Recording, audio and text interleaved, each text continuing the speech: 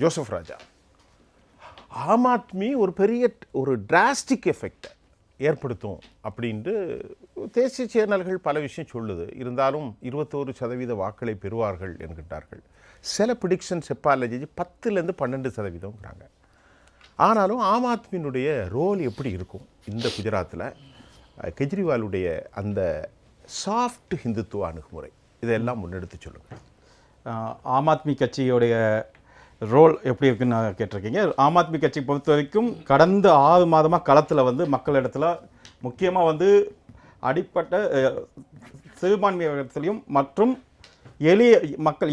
ஏழை எளிய மக்களிடத்தையும் ரொம்ப தெளிவாக வந்து 6 மாதமாக களத்தில் எங்களுடைய வாலண்டியர்ஸ் இருக்காங்க. சரி, இதில் முக்கியமாக இப்போ குறிப்பாக நடந்த இந்த 89 தொகுதிக்கான தேர்தலில் கிட்டத்தட்ட 88 இடத்துல நாங்கள் போட்டி போடுறோம்.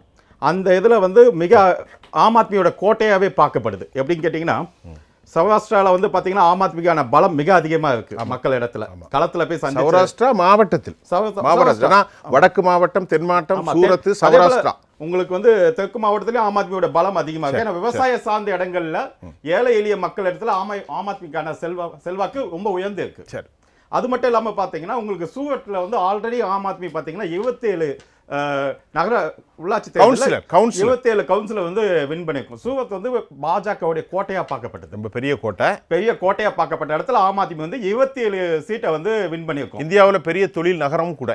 ஆமாம், இப்போ உங்களுக்கு வய வியாபாரிகள் கிட்டத்தட்ட 50 லட்சம் ஓட்டுகள், வய வியாபாரிகளுடைய சார்ந்த ஓட்டுகள் வந்து 50 லட்சம் ஓட்டுகள். தொழிலாளர்கள், ஆமாம், தொழிலாளர்களான ஓட்டுகள் வந்து 50 லட்சம் ஓட்டுகள். அது இந்த முறை வந்து ஆம் ஆத்மி பக்கம் வந்து சாய்ந்து இருக்குன்றது ஒரு கணிப்பு வந்து சொல்லியிருக்கு. அது இல்லாமல் ஆம் ஆத்மி கட்சியோடைய பார்வை எப்படின்னா, ஆம் ஆத்மி கட்சியோட வெற்றி இது டெல்லி மாடல். ஸோ இவங்க வந்து 2014 குஜராத் மாடல்னு சொல்லிட்டு மோடி வந்து எல்லா இடங்கள்லையும் தொடரும் போது அங்கே வந்து டெல்லி மாடல் ஒரு விஷயம், ஊழலுக்கு எதிரான விஷயத்தை கொண்டு போய் டெல்லியில் நாம் வைக்கிறோம். டெல்லி மக்கள் எல்லா மாநிலங்களும் தொடர்ச்சியான பிஜேபி வெற்றி பெற்றாலும் அந்த இடத்துல வந்து ஆம் ஆத்மி வெற்றியை கொடுக்குறாங்க.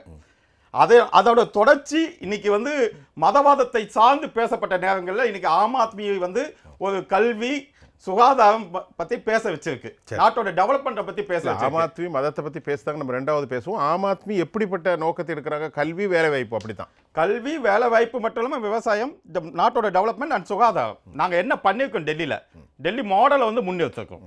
இன்னைக்கு குஜராத் மாடலை ஆம் ஆத்மி மாடல், டெல்லி மாடல் கண்டிப்பாக வந்து முறியடி.